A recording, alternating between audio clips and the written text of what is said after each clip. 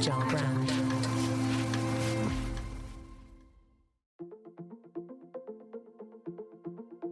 While entrepreneurs are often lauded with creating new businesses and ideas, it is more often the case that change agents working within organizations, or entrepreneurs, are more responsible for innovation and seeing those new ideas through to completion. Welcome to the Innovation Economy Entrepreneurs Series. I am your host, Adam Chen, a change management consultant and founder of Measured Transformation, a boutique technology, marketing, and operations consultancy focused on driving positive transformation in businesses of all sizes. The innovation economy shares stories and insights from leaders within and on the peripheries of organizations that have had the vision, courage, and drive to create new ways of moving business forward. Featured stories and anecdotes from these entrepreneurs relay how they found success and the challenges they faced while innovating within an organization. And now, on to the show. Welcome, listeners. I'm very excited today to introduce Maarten Van Kroonenburg, coming to us from the Netherlands.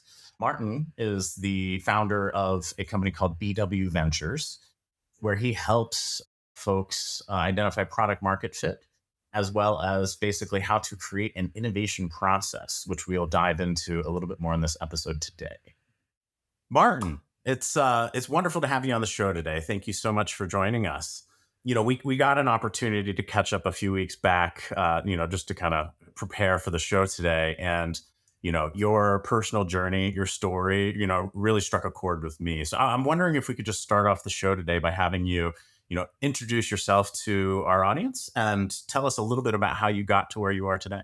For sure. But first of all, thanks for having me. So it's an honor to be in this podcast and in the show. And well, who am I? I'm Maarten Van Kroonenburg. I'm the owner and founder of BW Ventures. And before I started BW Ventures, I started my career actually in the music industry. And that's where I think we had a great chat the first time we met about that. And at the age of 19, what I basically did is I created electronic music. And well, it was quite fun because you actually knew the genre that I was very active in. It was the dubstep and drum and bass genre for the ones that are interested. But what was interesting at that age, I got a contract from a very big publisher in the Netherlands. And I was reading that and I really was thinking, why should I sign this contract? Because they basically said all your intellectual property is going to be ours for the rest of your life. And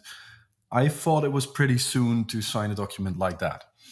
And naive and stubborn as I was, and I still am, to be quite honest, but I literally mentioned in that meeting, hey, I'm going to do this myself. So I walked out of the meeting. The next day, I went to the Chamber of Commerce to actually start my first company. And that's where I started my first small record label and grew it in a few years into a booking agency, event agency, all that.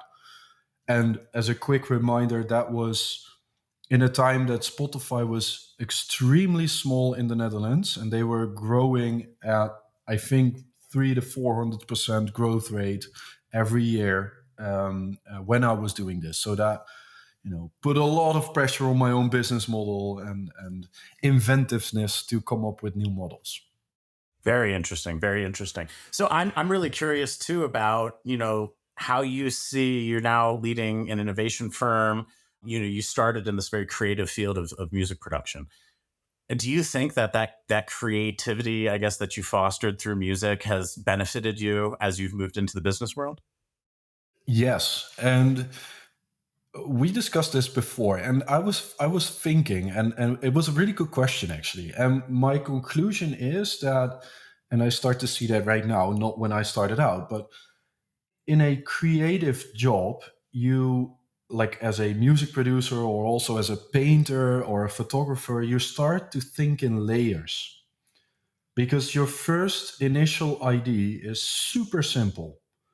However, to make it appealing for your target group, you need to add complexity later on. And what I think helped me out is to peel down all the layers of an initial innovation idea as quickly as possible and get back to like the main idea, the simplest main idea.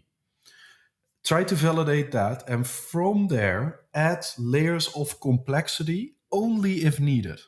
And I think the creative journey has really helped me to understand, the layering that you're doing. I mean, look at yourself if you're in the kitchen. If you want to create a dish that has more layers of complexity, layers of taste in there, you start with something very, very pure and then start layering and layering more. And I think that really helped me in innovation and in business. Yeah. I love that. And as a creative myself, that resonates, very well. I can imagine for folks that don't have a creative background, they think it's this, to create something, there is no process. It's just this, epiphany that people have, right? But the reality is there is a methodology to it. Definitely. And I know that's something also that you are doing now in the business world. So I'm wondering in BW Ventures, and in that context, what is the process to innovation? It's this ethereal thing that people want to attain, but the reality, how do you actually get there? Yeah, that's a perfect question. And let me first get back to like the creative process, because I think it makes sense if I explain it like this. As an artist, it makes sense that you use as few instruments as possible. So first try and learn the piano and master it. Because the moment you start mastering your piano, the more creative you become in what you can play and what you can do with it, right? And within innovation or within business, it for me it's exactly the same. If you do not master, for example, the very early stage of innovation, it doesn't make sense to continue with all the rest after that. And a good process to not start from a blank canvas will really help you to kickstart every innovation project that you do.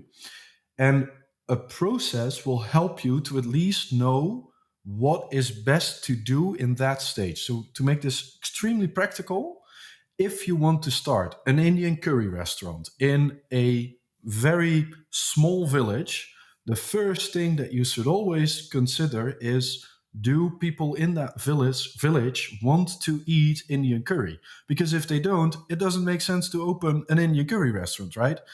And there again, it's a process of steps that you go through to, in the end, validate if people want to make use of your services. And for me, more importantly, are also willing to pay for that.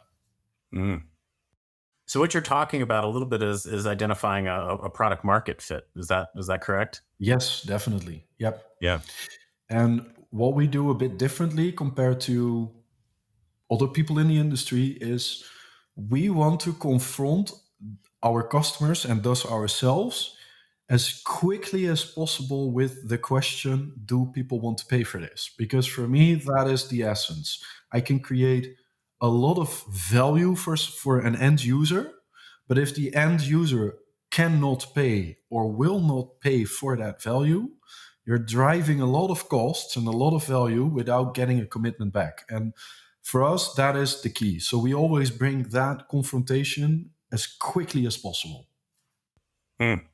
I really like that. I've experienced in my career a number of people kind of jumping forward to figuring out what pricing models might look like before even realizing that someone's willing to buy it in the first place.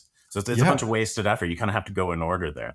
That makes a ton of sense to me. yeah, definitely. And what we especially do there is as early as possible, we want to let people also commit in the form of a letter of intent or even a contract that really states, if we are able to solve problem one, two, or three, and we can do that in the upcoming year, you, as a signer of this contract, will start paying us amount X, Y, or Z. And if we cannot deliver on that promise, you do not have to pay. But if we do deliver on that promise, you are going to pay. And people underestimate how valuable that is in the very early stages of innovation. Mm. Yeah. Yeah, it's an insurance policy. You're charting on new ground, new roads, and there's no guarantees there.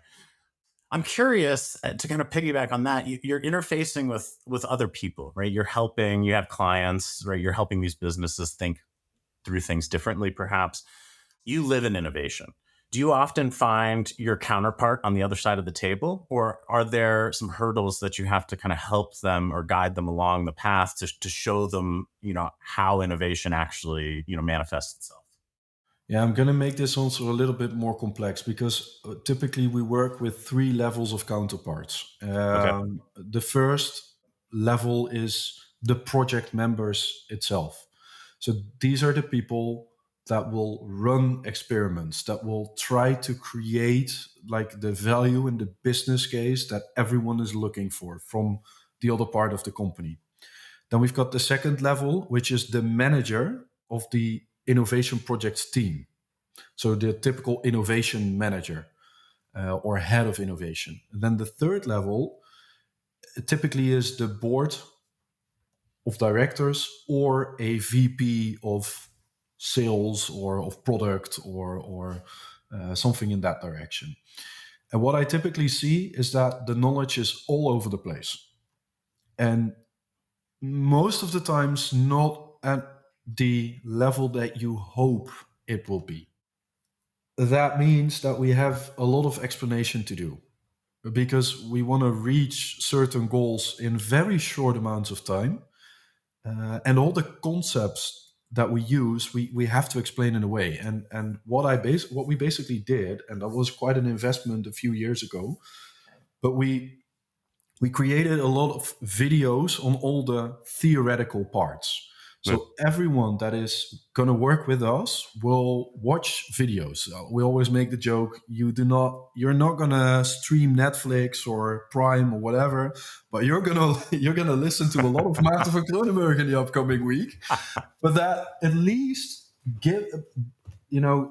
helps them to get to a certain level of knowledge, and that certain base level of knowledge is what we need in order to help them in the best way possible. And that is especially, to validate a business case that is worth investing in.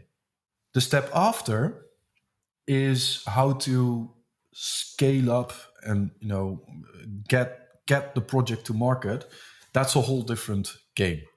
But especially in the first early stages of innovation, we are really fond of the idea that we first train people to a certain level, and not by just doing workshops, but let them watch videos.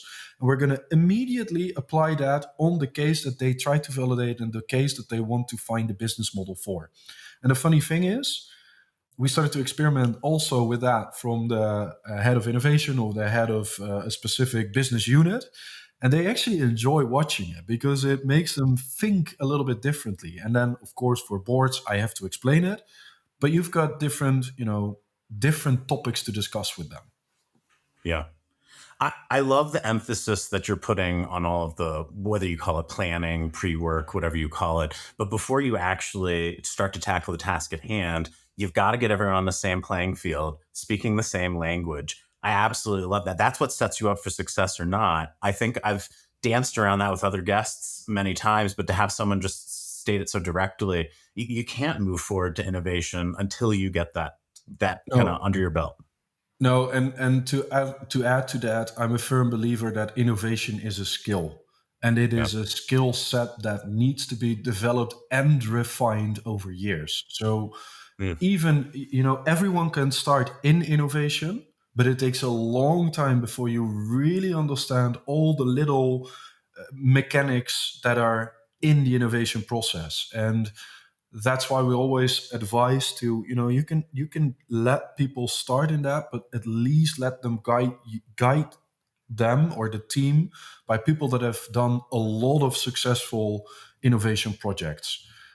Because sometimes it's just like the smallest thing that will make a difference. And with the smallest thing, it's literally one word within a value proposition that can make the difference. And it's extremely hard to explain that to someone that has never done innovation before, but it can literally mean one word in a pitch that makes all of the difference, that literally brings all the sales towards you instead of to someone else. It's a magical thing, but it also requires experience. For any business to thrive, effective communication is key, not just for success, but for maintaining a healthy, respectful work environment. That's where Service Skills comes in, a proven e-learning platform that's transforming organizations through micro-learning modules. Think about it. Are your customer service interactions up to par? How inclusive and collaborative is your workplace? Service Skills offers hundreds of courses on everything from customer satisfaction and team building to management and respectful workplace practices. Validated by millions, these courses empower your staff to excel and communicate effectively, enhancing both personal and company-wide success. And the best part? It's all available at your fingertips with affordable pricing and flexible options that fit your organization's needs. Elevate your team's skills, boost workplace respect, and foster a culture of diversity and inclusion. Join the ranks of satisfied clients who've seen tangible results in performance and communication. Don't let a lack of staff resources be your downfall. Level up your people skills and build your dream team today. Visit serviceskills.com/podcast and let them know the innovation economy sent you. That's serviceskills.com/podcast, America's premier soft skills training. So I know you're pretty prolific as far as, writing on your blog and doing some podcasts like this, but I think I watched one presentation where we were talking about enterprises, more, larger organizations, and this kind of issue of how do you protect your business while at the same time trying to disrupt your business. And that to me, it seems like a huge challenge. But what you're talking about too is, maybe, or the way I'm hearing it is you've got a lot of business leaders that are probably in that protection mode. Or that's kind of what I'm pulling away from this. So what you're trying to do is getting to think differently into that more disruptive category. So could you talk a little bit about that dichotomy and kind of how you navigate some of the folks that are protectionists, for the lack of a better word? Yes, definitely. And it's funny because a lot of managers try to protect the business at the moment they actually need to transform their business. And let me explain that. If your company is growing rapidly, and with rapidly, I mean 20% plus growth rates in top line and in earnings, probably. What you need to do is not spin out multiple businesses. What you should do is protect your growth. Meaning, every innovation that you're doing is going to add more value to your core business. Let's pick an example there. Let's have a look at Apple when they first launched and got the main traction of the iPhone. Everyone thought they were driving a transformative innovation strategy, but they weren't. They were protecting the growth of their iPhone innovation. How did they do that? They introduced the App Store. They created more solutions for the iPhone ecosystem. For example, they bought what were they called? Beats by Dre with the AirPods, which was an extension of the iPhone ecosystem that they created. The iPad was nothing more than a bigger sized iPhone. That was all to protect the growth of the iPhone. Now you see that they're stagnating. Their growth isn't 20, 30, 40% anymore. It's between, I think the latest number were like 7 or 8%, something like that. What they are now doing, they're diversifying. They are diversifying in a lot of markets. They're creating services. They're in fitness. They're creating basically the latest thing that they introduced is the Apple. I'm gonna butcher it. It's not the Apple Glass. What's it called? Yeah. And at least they're creating a lot of new innovations that are completely diversifying from the iPhone. And that is interesting because that is a transformative strategy. What they want to do there is to find a new iPhone, the new lever of growth. And what I see a lot of managers do is they think they need to protect their current business model, which is basically ending. And they put a lot of effort into trying to perfectionize their current product and their current proposition because there's not a lot of profit margin in there anymore. You should actually do the opposite.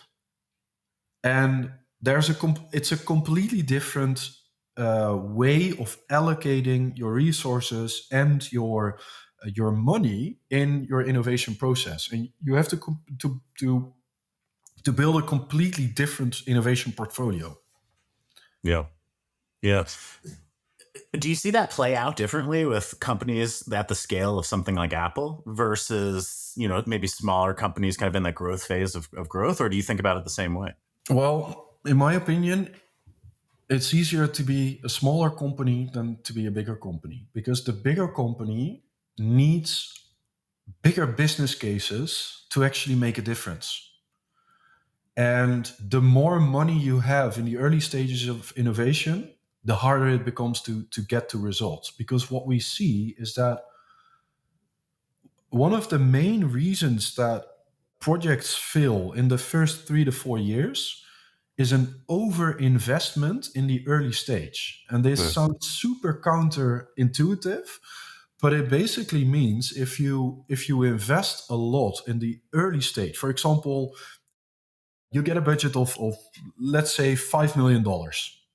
What typically happens if you do not understand what to promise to a specific customer and what you can get back to for that promise, people try to build a very big sales team, or they try to create a great marketing campaign and put a lot of effort and resources to it, but they still do not know what they actually sell or what the actual value is they can deliver to a specific customer group. And in the beginning, the results look very shiny and you've got maybe a very first great peak. But after that, churn starts to kick in. It's very hard to find, the early adopters instead of the innovators. And in my opinion, if you get a very lean budget, very lean, you get way more creative and getting to the actual truth of what people want than overspending on marketing and sales and whatever. Actually, I don't think you need any advertisement, any salespeople to get the first 10 customers that really want to solve their problems instead of buying something cool and new. Yeah, yeah. You almost need your first set of customers to almost self-select into buying into this kind of, breaking the mold innovation kind of philosophy in a lot of ways. Yeah, exactly. Yeah. And for that reason, even for small companies, this makes a lot of sense to defend your business if you're growing really rapidly, or transform it if you see that everything is stagnating or maybe even declining already. Yeah. So interesting. So we're talking a little bit about, we talked about bringing things to market. We're talking about here either protecting what's already in market or maybe bringing some transformative new solution to market. When you think about that product, where do you lie? Is it MVP or is it MLP? I've been thinking about this question since the moment that you put it on paper. And honestly, I still can't pick a stance on this. And let me explain why. Before you start scaling your value proposition, I think you need to close a specific circle. And then by answering this, I will also probably answer your question. First thing you need to do is you need to be able to identify a potential customer that has a problem or a need that is worth solving. Then you have to understand what their existing alternatives are and how you can be radically different, not better, different compared to what they are used to. Because if you understand how to solve their issues differently, you're never going to be in the better trap. Because if you're just creating something that is better, you're already in a rat race to the bottom. Because that's going to be, your variables will be in price and in profit margins. You don't want to be there. So if you understand how to be different, you understand what to promise to them. So what is the value proposition that you create for this specific customer group? So if you promise them something, you can get a commitment in return. What is the business model, right? Now, here's the answer to your question. You, as an innovator or as an entrepreneur or whoever is responsible for delivering the value that you promised, needs to do whatever is in his or her power to deliver on the promise that you made. And if you need to do that with a prototype, with a minimum lovable product, with a minimum viable product, really, I do not care. You need to move mountains to deliver on the promise that you know people are willing to pay for. And in a way that you basically underpromise and over-deliver a little bit, because if you are able to deliver on the promise that you made and they want to share that with a potential new customer because they were so happy with it, you can close a loop, because that is where you can identify a new potential customer and you understand what to solve for them, what to promise them, what you can get back. So what I think in the sort of, there's 10 years, maybe 12 years right now of lean startup in which everyone starts talking about an MVP.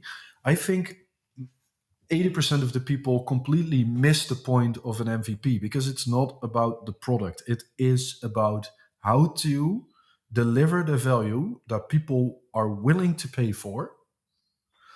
And it should be a mechanism that, that delivers them the change that they need in their lives. Good.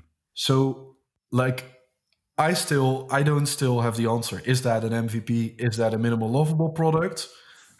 For me, it really doesn't make the big difference. We actually call it a first version of your product, but that's another term, right? This show is sponsored by BetterHelp. I can't believe we're already well into the summer months. Things can move so quickly. It's important to take a moment to pause and check in.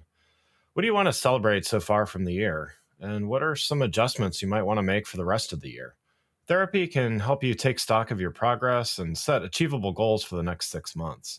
You might want to think about your family, your friendships, your personal goals. Where do you feel like you're making progress, and where do you feel like you might be able to use some help? If you're thinking about starting therapy, give BetterHelp a try. It's entirely online. It's designed to be convenient, flexible, and suited to your schedule. You just fill out a brief questionnaire to get matched with a licensed therapist, and you can switch therapists at any time for no additional charge. This summer, take a moment to do this. Stop comparing and start focusing. Visit betterhelp.com/innovate to get 10% off your first month. That's betterhelp.com/innovate. No, I love that. I guess my thoughts behind asking the question was also an assumption that as more of the masses use innovative tech, maybe in that context, their baseline expectations also rising. So when you bring something new to market, consumers' expectations have risen. Maybe it's something very novel and different in a particular space, but there's still consumers can still make analogies to other parts of their life. Or if it's so easy to buy something on Amazon as a consumer, shouldn't B2B buying be as easy? Or something to that effect, I guess, was the niche of the question. But what I heard in your answer that I want to dive in a little bit deeper on was something I've observed. I've seen product teams preach MVP, build MVP, but these developers are almost developing the product for themselves. And there's a breakdown in communication to the voice of the customer, which is exactly what you're talking about, just said another way. So maybe could you explain a little bit about how the people behind the innovation have different roles, and how do you kind of bring them together when it comes to putting out this first version of the product? Yeah. In the discovery phase, we actually almost always bring an engineer. Is it a developer, an engineer, someone that is responsible for product? And we also push them to talk to potential customers. And to be quite honest, that is the biggest hurdle in the whole first 12 weeks that we do, because they need to completely change the way they typically work. They're not too humble about talking to potential customers. I can't make that more beautiful than that. It is what it is. So that's one of the first things, and we actually see that if they start to talk to potential customers, it's going to make a huge difference in how they think about the product. However, and I think that is also a sort of aftermath of the whole MVP thing, I see that people started to think that an MVP is going to be cheap.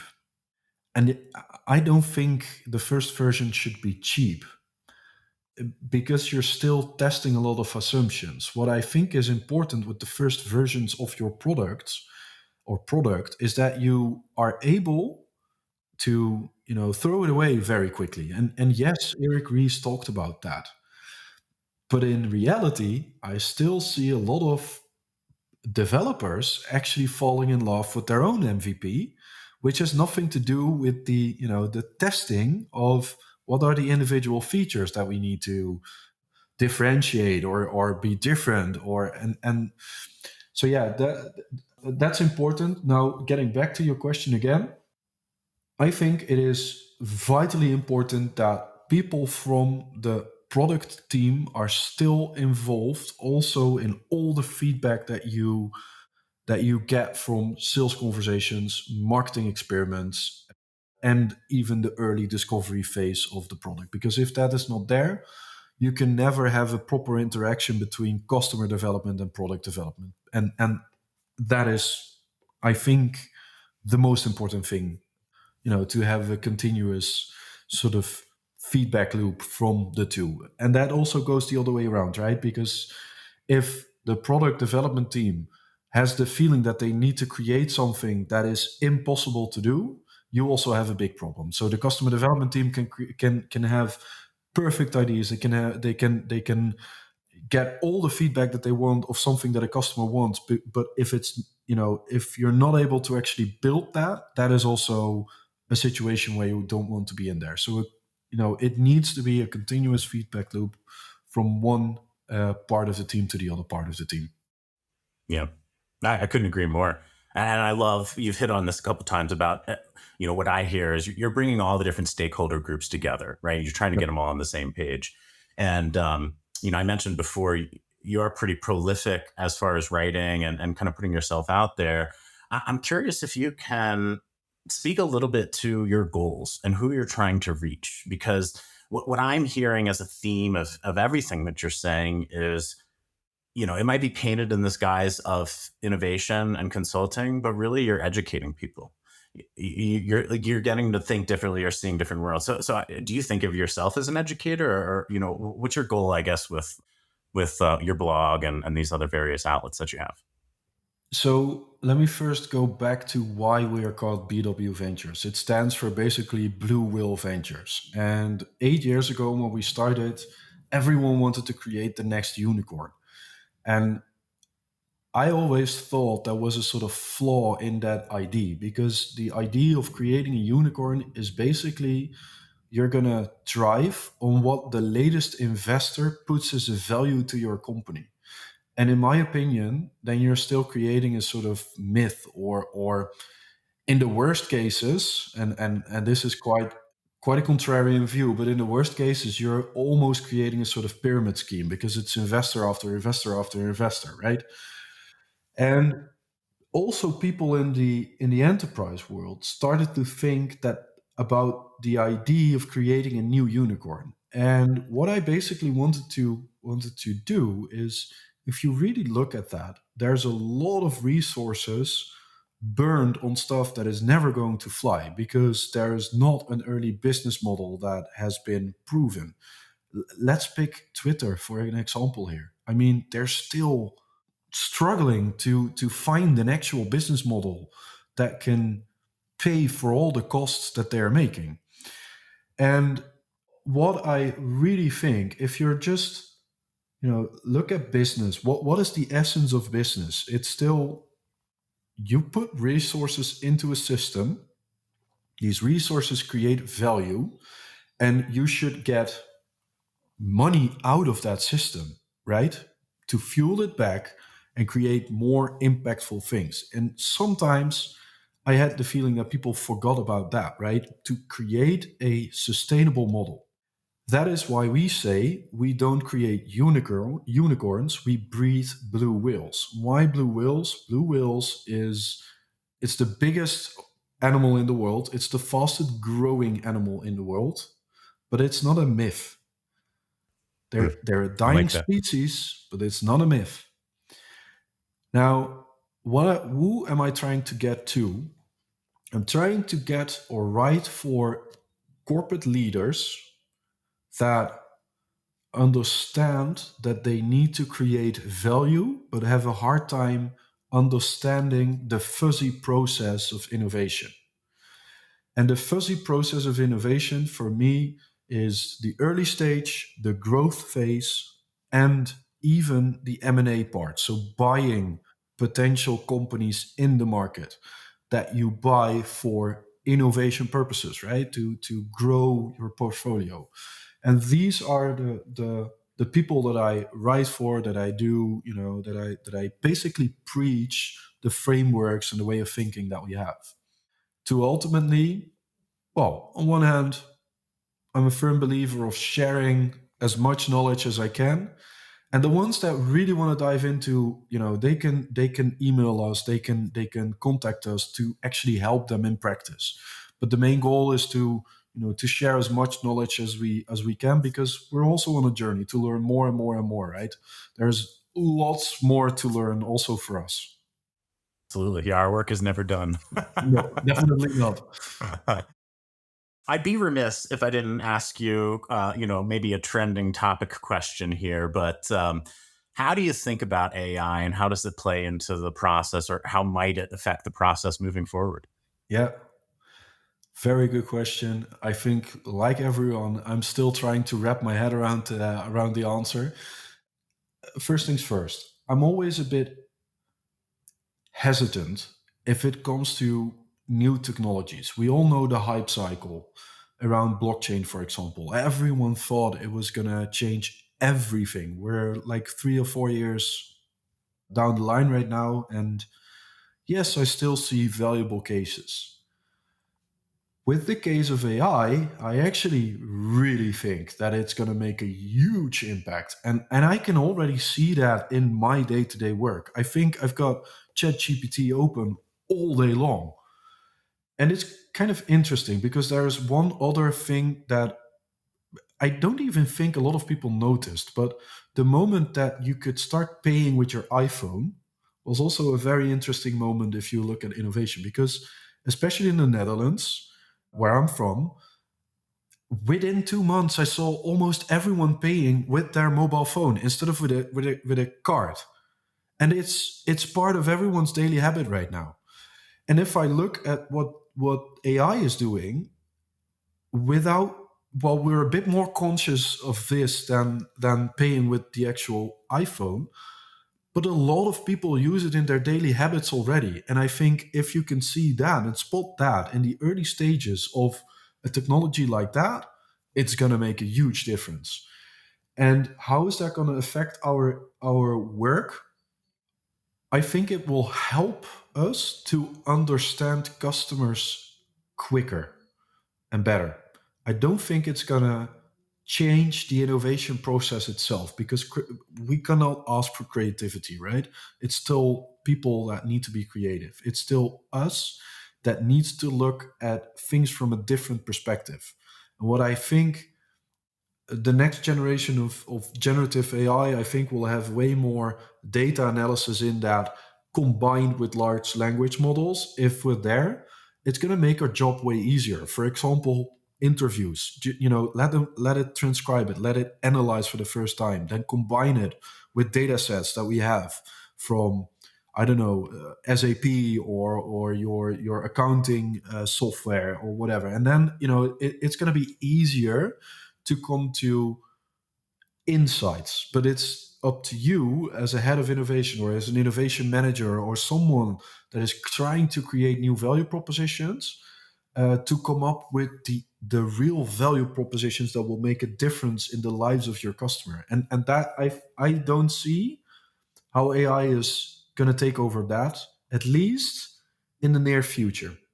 I don't know how that's going to be in 15 or 20 years, because it's still rapidly developing. Sure, sure. Well, yeah, once AGI is here, it's a whole new world Yeah. again. Yeah, definitely. No, I love that, and I think your example of the payment solution. I think you've hit it on the head when behavior changes that quickly. That's just you hit it on. It just makes sense. There is no No question there, the value prop. So love that. Well, final question. I've thoroughly enjoyed this conversation. I'm sure we could go on for hours here, but unfortunately we do have to stay within a certain time limit. But the last question I have for you is, let's say there's a budding entrepreneur out there, or, you know, a DJ sitting in his bedroom, right, producing his first beat. What advice would you give him or her on kind of the path forward as this world is constantly innovating, changing at an ever, you know, increasing pace? What advice could you give someone just starting out? I think the first thing that you should really reflect on is, what are you best at? Scott Galloway actually says the same thing, which is kind of interesting. I'm not a very firm believer in chasing the dream that you have. Yes, you should chase a dream, but first look at what you're really good at and cultivate that skill set. And the moment you start cultivating that and you become very good at it, you start to love more and more and more what you do because you're very good at it. Then the other thing is, learn or teach yourself to be disciplined, because in this full journey, you're going to have a lot of resistance from market, from colleagues, from yourself even. But try to stay disciplined in what you try to do and build small habits, because the moment you start to create small habits and continuously come back to these habits, results will come as a result.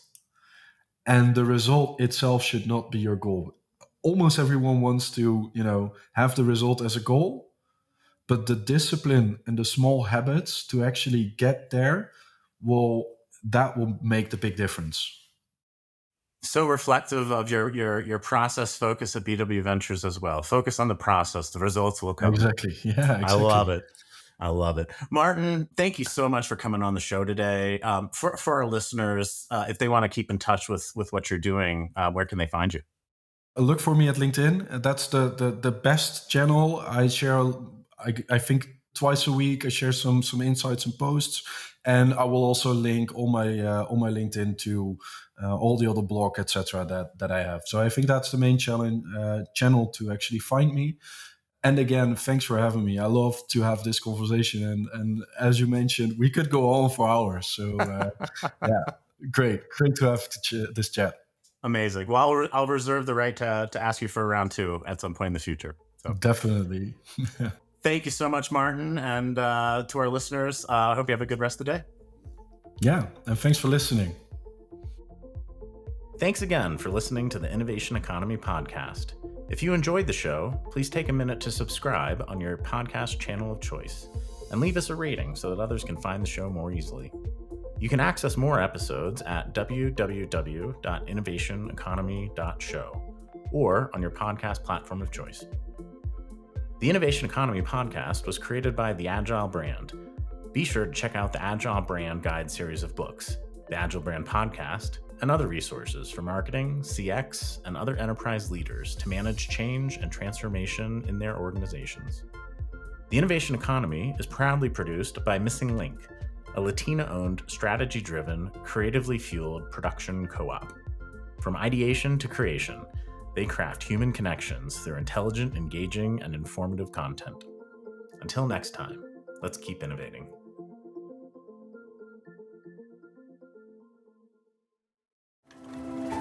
The Agile Brand. Hi, I'm Greg Kihlstrom, and thank you for listening to this podcast, which is part of the Agile Brand Podcast Network. As some of you may know, I'm the host of another successful podcast, the Agile Brand with Greg Kihlstrom, Apple's top-ranked enterprise marketing podcast.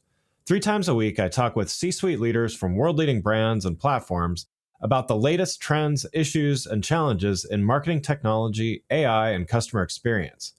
Be sure to subscribe so you too can join the thousands who have already followed to hear us discuss the top issues and challenges you need to know about, and get real-world insights and advice which you can quickly apply to your biggest marketing challenges. Check out the Agile Brand with Greg Kihlstrom podcast wherever you listen, and make sure to follow or subscribe so you can catch the very latest.